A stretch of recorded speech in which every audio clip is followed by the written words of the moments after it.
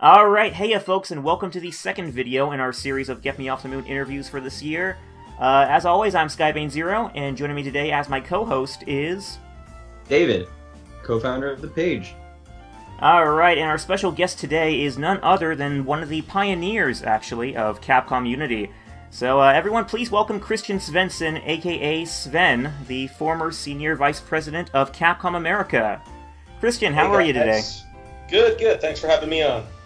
Yeah, it's a genuine honor. I know you go a long way back with Capcom, specifically the community aspect of Capcom USA. So, good to have you on. A pleasure. So we have a number of questions lined up for you about your past work at Capcom, Christian. But seeing as we're also celebrating the 20th anniversary of Mega Man Legends this year, perhaps you can start us off by relating some of your experiences with that series. Oh God. First of all, it's a very vocal, as you well know, a very vocal group of fans. Obviously, my first experiences are as a player myself, but the things that unfortunately stick out to me are all of the hurdles we had trying to get the re-releases on PlayStation Network and some of the rights issues and constant conversations with Japan Legal to make that happen. But it did happen in the end, which is the good news. And then, obviously, Legends 3's interlude between its green lights and its red lights. Yeah. Recalling all of those goings-on, the details of which, sadly, I cannot get too deeply into, but, you know, still interesting times nonetheless. You touched upon the Mega Man Legends re-releases on PSN. Did you direct that process in any capacity? What was it like? You know, basically, when fans were asking for it, I was the one sort of lighting up our business folks in Japan to figure out, can we? How could we? Do we have the original code anywhere? And who could locate it? And what time are we talking about here? Oh, God.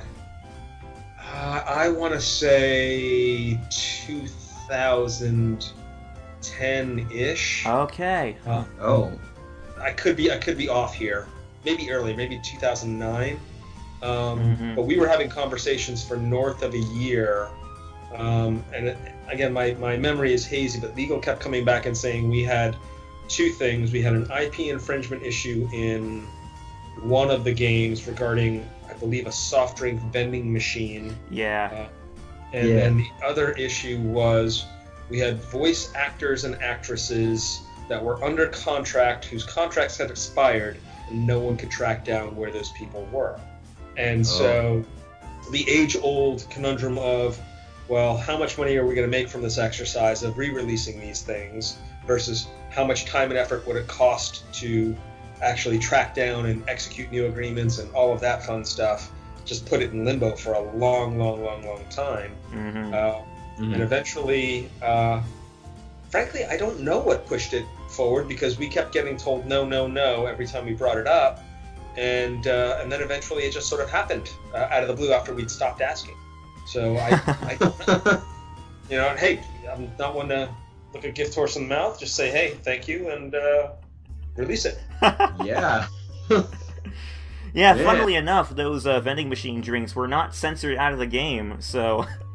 Yeah, I don't know what happened. I don't know what to tell you. Maybe somebody in legal reversed their decision that it was a problem, and all of a sudden they were good to go. Or there was a weak quarter and somebody said, hey, we need to make some revenue really fast. How do we do this? Oh, let's just turn a blind eye to that thing that we were putting up a fight about. Well, we're very happy that it actually happened in the end. So thank you for sure. that. Thank you for the effort you put into that project. Yeah. It wasn't just me. There were lots of people involved. Oh, I'm sure. So, I mean, that goes out to everyone who was working at Capcom at the time that those re-releases were being spearheaded. Yeah. David, you want to... Sure, I'll go with the next question. So the next question here is, how did you go about fostering Capcom's fan community the way you did? Well, it kind of starts before I started at Capcom, and basically my boss at what would become my boss, who was my boss at Midway and he was my boss at Capcom, is a man named Mark Beaumont. A bit of an older school, you know, super smart, very experienced marketing and sales guy was being brought into Capcom to ostensibly run North America and Europe's publishing operations. And he wanted to bring me in kind of as his right hand. I was his right hand at Midway as well. And I sat down. Obviously I'm well familiar with Capcom's brands. I'd been in the media for close to a decade before I jumped to the publishing side of things. I knew a bunch of people who worked at Capcom over the years, and I looked at what they were doing, and I just saw, I'll say, some massive gaps.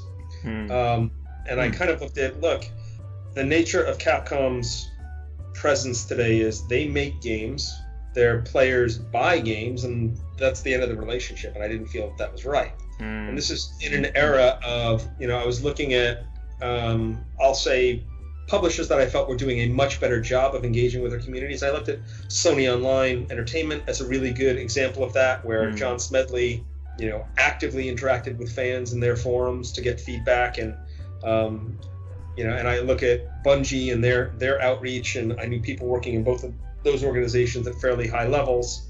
And I said, with Capcom's brands and the amount of, I'll say, energy that its players bring to those games and those characters, I felt like there was a massive missed opportunity. And so my very first interview with the CEO at the time, a man named Tomosawa, I said, look, here's what you're missing, and here's what I think we should be doing. And I said, this is not a thing we do once. This is a long-term exercise. And so when I got brought in, I immediately started building a team. So we brought in a new head of marketing, a guy named Charles Belfield, who I had known for many years from Sega. He's probably one of the best marketers ever. Unfortunately, both he and Mark have subsequently passed away. That's but unfortunate. Their impact is still felt. And then I went and grabbed a guy named Chris Kramer, who at the time was the head of communications and community at Sony Online. Again, one of the companies I felt was doing a really good job. And I pulled him to be our head of communications and community, PR and community. And then there was Seth, which came about in a slightly different way. Yes. There's a better story there with more detail that I can get into in terms of how Seth came about. Seth Killian is who I'm speaking of. Yeah. But basically, we set the framework for, look, we want to have a better, deeper relationship with our fans. We want our fans to have engagement with us, to have say in our decision-making process. And sometimes we were successful and sometimes not, but the objective was set from the very top. And to Mark's credit, he was certainly bought off on what we were trying to do and supported it and championed us with Japan when he was in charge. And then subsequently, after his passing, I did the same, fighting the good fight with the teams and with Japan as needed to make them understand why it was important. So let's talk about Seth for a second. Yes, please. I'll preempt your next question. So this is funny. Before we'd sort of made the full transition, before I brought in Charlie and even Chris Kramer, the person who was in charge of PR at the time was also in charge of all of our events. And this is, I want to say 2006, so I'm going way back in history. Yeah. And Comic-Con 2006, San Diego Comic-Con. Obviously a fairly large, this is pre-PAXs, they don't exist. And Comic-Con was sort of, as I viewed it, having lived in San Diego for a number of years at Midway and seen what a phenomenon Comic-Con wasn't even then, Capcom happened to, by some strange happenstance, through its licensing business, have a booth at Comic-Con, which is not an easy thing to have. Yeah. And I wanted to do some activities at an engagement with players at Comic-Con that year, and our person who ran events, who had been with the company for 17 years, said she didn't want to do that. So I said, all right, guess what? I'm going to do it then.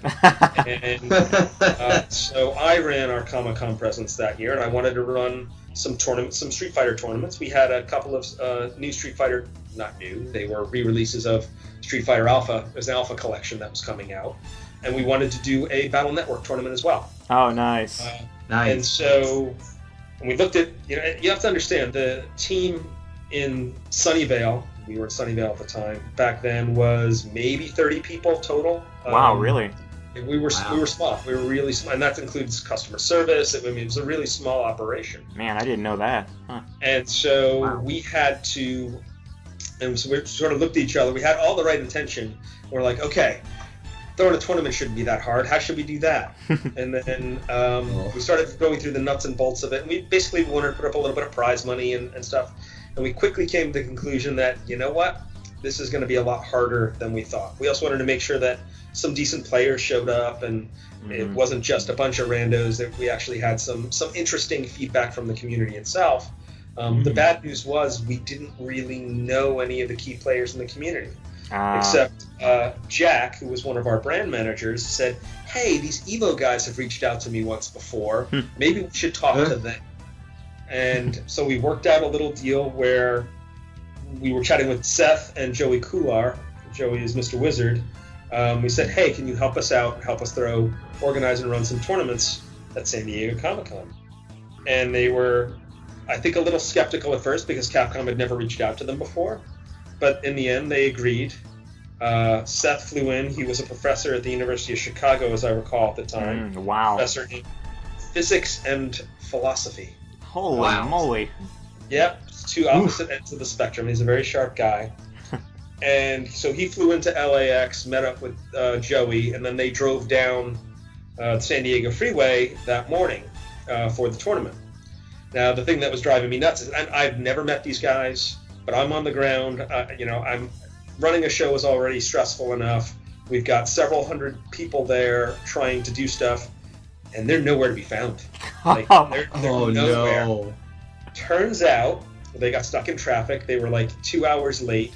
Our very rowdy crew eventually calmed down, but in the end, while I was a little curt with them initially, they actually over 2 days ran a very good couple of tournaments, and things went off without a hitch. Our team ran the Battle Network tournament, no problems. It was smooth. Nice. A slightly different, I'll just say less uppity audience than the Street Fighter guys, and considerably younger, which was also cool. But we had, big rooms in the San Diego Convention Center. These days you couldn't do it, but it ran great. And by the end of the weekend, I told Seth, I said, look, I'm going to go back to my VP of Marketing. Stay tuned, but I want you to come work with us. Our VP of Marketing doesn't know it yet, but I'm going to make him hire you. And on Monday, literally, I did that. I walked into Charlie's office and said, here's Seth. You are going to hire him next week. You might want to do a phone call with him before you make the offer, but that's going to happen. Oh, and Chris Kramer had started at the time, and we were trying to figure out where Community was going to fit within the scope of Capcom. But anyway, Seth was our first hire, and he was a wonderful, wonderful hire in that area. And Chris, to his credit, was one of the very few, I'll say, PR people that had the understanding of the dynamics and the open-mindedness to accept Community as a valid communications channel, because very often, the PR guys are very protective of, well, if we're going straight to the community, my media people are going to be pissed off. Well, sorry, that's, some things will go through media channel, some things will go straight to the fans. And that's the way it went. Wow, that's a great story. Those are really fun times. It was a really good crew.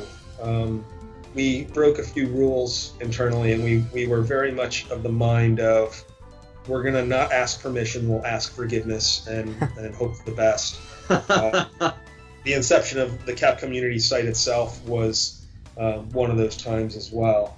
It was definitely a little out there in terms of what we were trying to do. Yeah, do you want to go on about that a bit? Sure. So we were ramping up for a Devil May Cry announcement. Devil May Cry 4 announcement, I believe it was. And we were trying to put together, I'll say, some better communications channels for us to engage with our fans. Beyond, we had these crappy, I forget whether they were B-Bulletin or some PHPBB crap that was running on our boards that were kind of lame. I think I remember looking at some of those. Yeah, they were unwieldy to track. We had one customer service person at the time who was sort of charged with keeping an eye on them. It was a bit of a mess, but we couldn't provide, for example, moderators for individual forums. It was site-wide or nothing, and we wanted to do a lot more. And we had so many brands that, and DMC, I mentioned DMC4 because we basically stole money out of the marketing budget for that to fund the inception. We basically killed 2 parts of the campaign to say, you know what, we could do this for this one game, or we could have this resource that we could have forever, and we could start to grow it.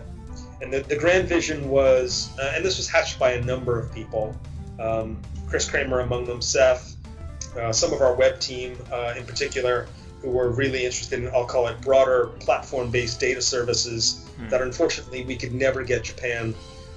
That's a whole different issue. We could never get them to fully embrace, to do the integrations we wanted, to reward our players the way we wanted to for both playing. We wanted to reward players in-game for participating in our out-of-game community, and vice versa, to reward our out-of-game community for playing games. And Capcom-Unity as a platform was meant to be central to that, but we could never quite get all of the pieces aligned properly. That would have been cool. It would have been. Well, what's funny is the concept eventually resonated in things like some of the integrations that were done for Resident Evil 6, but they reinvented the wheel and did it on their own through a non-reusable, non-centralized RE6 only website, which was exactly what I didn't want to do. I wanted all of the titles and brands to sort of reinforce each other, even if they never did, but it provided incentive for people to cross over and explore other titles or other brands, or interact with Capcom at a deeper level than just with the individual titles that they loved. Anyway, that's a big grand vision thing that is hard to do, but you know, I would argue that very few companies outside of a Sega or a Capcom or a Square or even an EA could kind of pull that off, given the brands that they have. Nintendo could do it easily. I shouldn't leave them out. But anyway, that's a whole grander thing. But the funny thing is, we were spending money against this thing, and effort, and lots of cycles on a much bigger plan that no one in Japan knew anything about. And for a while, we had a few people in Japan trying to fight us on it, but very, very few, mostly because they didn't understand what it was. Yeah. And by the time they actually understood what it was too big to stop. It was too important. Which was also part of our intention. But to be fair, by the time they figured out what it was and it was too big to stop, they saw the value in it. And that was, we knew that they would eventually. But we also knew that if we were asking permission, it would never get done. Yeah, right. Yeah. And did your putting so much weight on community management influence Capcom's decision to make Mega Man Legends 3 a community project, as opposed to like a more closed-off project? I think it totally did. That was around the time frame where Japan started to figure out what Capcom-Unity was. And they're like, this is really cool, we want to harness this. And they really leaned in hard. They leaned in harder than we had intended. To be fair, Greg Moore's role was created, like we wouldn't have had that headcount had it not been for that project to manage it. And, you know, Japan funded that. So they definitely got religion and leaned in on it. And to his credit, Inafune-san in particular was vocally supportive of that effort. Oh, wow. Nice. And some of the producers in particular. And what's funny is I look at some of the stuff Capcom does now, and they've totally adopted it for their own market, which is, you know, not obviously some different tools and tech, but they're streaming themselves and they're engaging actively, which is wonderful. Yeah. And I think back in the day how that would have been unthinkable back in, you know, prior to the last 4 or 5 years. Yeah. Yeah, seriously. So, I guess you kind of already answered this, but is there any other thing you could talk about in regards to what made you think that a community hub like Capcom-Unity would work for Capcom? You already mentioned that companies like Sega and Konami could have probably done something like that, but they didn't really have official fan communities going on at the time that were all-encompassing as Capcom-Unity. Yeah, and what's funny is, like I said, the things that I think are central to it, it doesn't have to be a huge audience. So, I mean, I'll use, I don't know, what's a good example? Zack and Wiki. Let's use Zack and Wiki. Good game. A very clever game, but it doesn't have to be 50,000 people a month that have to support that thing. As long as you create a little space for that little community to sort of interact with itself, or for people to answer each other's questions, or for people to just discover it. It's a discovery mechanism in a way. I think that that's beneficial. But the key part of everything is somebody has to be passionate enough to look for information. And if, for example, and using Zack and Wiki as another example, it's not big enough to have enough gravity by itself, that it's likely to have a third-party community on its own. Mm-hmm. So, as I viewed it, we had to provide a place for that to live. And at the same time, when you look at the Street Fighter community or the Monster Hunter community or what have you, or the Mega Man community, we didn't want to stifle that third-party energy. As a matter of fact, we looked at that as, again, another discovery place. And if people stumbled into it and find your site, for example, fine, that's awesome. And it just becomes another stepping off point that people can engage, as long as they know, hey, if I'm going to look for something, here's the first place I look. And if I end up on, the Shuriken forums or event hubs or wherever, that's also cool too. We definitely didn't want to supplant the energy that was happening in the third-party community. If anything, we wanted to find mechanisms where we could amplify and help those communities find, get more oxygen. Right. Yeah. And did the community aspect of your position make your job any more or less difficult? Oh, hell yes. More. It's on our forums, I had more than 10,000 posts over 8 years. Oh, man. So, and some of that is, standing up in front of people and justifiably or no, taking heat for stuff. Mm-hmm. And there are times where I would say things where, no, I'm sorry, I disagree with your assertion. Hopefully I did so in a respectful manner. Or at times I would say, you know what, you're right, we're going to try and fix that. And other times I would have to put forward the company line, swallow the fact that that person was right, but still behind the scenes try and go affect some sort of change. So community in that regard is, from a workload standpoint and a stress standpoint, an amplifier, but at the same time, I think it highlights deficiencies that if we weren't aware of, we should be, and it also helps us prioritize, okay, what is the thing that's hurting us the most right now? Yeah. What is the priority and importance level of that relative to other things we're tackling? It also highlights missed opportunities in a lot of cases, right, and helps us prioritize those too. So again, more work, but that work is worthwhile. Yeah. Right. We're glad you think so. Yeah, for sure. Yeah, and for the record, Sven, I think that a lot of people are appreciative to all the time you put into answering those questions on the Ask Capcom forum. Well, most of the time those were done, if you look at the time posts on them, they're done usually between midnight and 3 a.m. So definitely off work hours. Right. Were there any features that sort of stuck out when you were looking for people to help run the community? Just saying, because all of them are pretty much awesome. So everyone had to have a special, I'll call it a special skill. We hired Seth explicitly because I knew Street Fighter 4 was in development, and I wanted him to have a voice. I wanted him to be the voice of that community in the development of that project, and he was. Very much so. Now, obviously, I couldn't tell him that at the time that we were hiring him. I just told him, you're going to want to take this job, and I'm not going to tell you why. Just trust me. I tell you, you're going to want to take this job. So his job was, he had to be able to be an amazing communicator who could bridge the gap between the fighting game community, the competitive scene, the media who don't understand the competitive scene or fighting games necessarily, right, and fans who aspire to be fighting game players actively, who don't necessarily understand, one frame links and the jargon, obvious nebulous frame by frame comparisons. They don't know what a hitbox or a hurtbox is. Like, he's got to be able to speak to all of those people and bridge those gaps and be the evangelist for the whole thing. That was Seth's superpower. Now, the other thing I needed from Seth is I needed him to be able to manage people and understand the big picture of where we were going and why, and he totally did. So that was super Seth. And to some degree, Brett Elston, after Seth, filled a similar role. Now, let's talk about Greg Moore. Greg's more superpower was he could speak Japanese, and he was a Mega Man.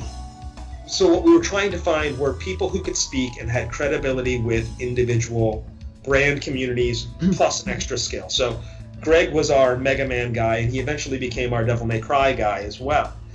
He was the subject matter expert. He was deeply immersed in the lore, mechanics, all of that fun stuff. Yuri, who's still there, he had credibility. We hired him out of the community. He had credibility with the Monster Hunter community before it was big, and the fact that he also is Brazilian Portuguese and could speak Brazilian Portuguese, which was a growing factor for me. I actually opened our Sao Paulo office. That was important to have a bridge with someone in the building that could speak and read Brazilian Portuguese in a pinch. So that was that. You get into Chris Antista. Yeah. He was our video guy. He was Destructoid's video editor, and we needed increasingly video resources. He was that guy. So everybody had to have a power. And Chris, I had DuckTales in development at the time, and he's the ultimate Disney afternoon fanatic and knows every episode of everything that ever was TV-wise, and is a huge fan of all the games. He was perfect for engaging with that community and could likewise get involved in other areas. So everyone had more than one touch point for why they were hired. It was, yes, you could do the job, but you also have these two other skills that supplement and round out the team in areas that we're going to need. Right. Okay. Yeah, so moving on to the Mega Man Legends 3 project, and kind of on the same subject of community management, how much involvement did you have managing the dev room during that project? Candidly, very little. Greg ran kind of the whole thing in concert directly. He was directly working with Japan on a lot of that. He was part of our team, but occasionally a question or a concern would come to me, and I'd say, I do it this way, but you do what you feel is right, and mostly just kind of let it do its thing. It was on the point of engagement, I would like to say it was wildly successful. Obviously, on the point of how it ended, a little disappointing, but just a little. And I realize it's disappointing for fans, but I don't know definitively whether or not, had it come to term, it would have necessarily scratched all of the itches that everyone had as it was. So I don't know, maybe it would have, but I definitely am not sure. But as far as the dev room operation itself, mostly that was the Greg show. Yeah, he did a great job with that. He did, and Brett Elston was involved as well, but mostly they were doing their thing, and I was along for the ride. So, did you hear through Greg any difficulties coordinating the U.S. dev room with the Japanese dev room? What was it like? Honestly, I don't recall. I don't think there were particular friction points on anything that I remember. God, this is going back so many years. But nothing stands out. I don't think there was a ton of drama between the Japanese dev room and the North American dev room. I think there were occasionally a few disconnects between some stuff rolling out first on one or the other. And when I say rolling out first on one or the other, it was like by hours, not by like days, or wow, they didn't tell us about this thing and then they put it up. I don't think it was anything major, and certainly nothing malicious. Yeah, right. Right. David, you could take this next one too, because you were the one who composed it. Sure. So, was the U.S. dev room structure impacted at all by the state of Capcom-Unity at the time? And if so, since Mega Man Legends 3 was being developed in-house in Japan, were there differences of opinions in how the dev room should have been run between Capcom USA and Capcom of Japan? I don't recall. Again, Greg is the better person to answer that one, but I don't recall there being any major, you're doing it all wrong arguments on either side. I think both teams were fairly aligned in what the objective was, and I think there were ideas incorporated from both sides on what the actual execution was. So I just don't recall any drama between the two. That's good to hear, actually. It could have certainly gone worse, I think. Oh, it definitely could have. There were tons of challenges between the offices and directions between the different offices and product development and what publishing felt, even within Japan. But that was one area where I don't think everyone understood what was trying to happen. And I think if anything, if there were any concerns anywhere, it was the level of ambition with what was trying to be tried. Yeah, right. Right. And on the topic of the Mega Man Legends 3 prototype, This is kind of going a bit off topic from community stuff now, but why did you decide to give Chris Hoffman the exclusive honor of playing that game? I have no idea how that was selected. I just don't know. I assume Greg or someone brought him to us, and yeah, but I couldn't tell you. I just don't recall. Gotcha. Well, for the record, Chris Hoffman doesn't know himself, so... Yeah. Yeah, I don't know. Was he just around when we happened to have it or something? Maybe. I don't know. Maybe. Yeah. Well, that pretty much wraps up all our questions. So, do you have any final thoughts on anything you feel is important? Nothing major, I just I look fondly back at my days at Capcom, working with really great people on really fun brands with fans who really loved what we did. Challenges aside from time to time, I probably wouldn't have done anything differently any other way. I learned a lot there, and my learnings there continue to serve me well. Great. That's great to hear. And it's good to know you look fondly back on those days, and, you're kind of still taking notes from that past experience. Oh, absolutely. Absolutely. Yeah. Great. All right. Well, I think that pretty much wraps things up here. So, folks, remember, our year of Mega Man Legends is still ongoing, so stay tuned to our page for more announcements, and we will see you whenever we see you. So until next time, guys, keep fighting the good fight, and as always, Legends never die. Legends never die.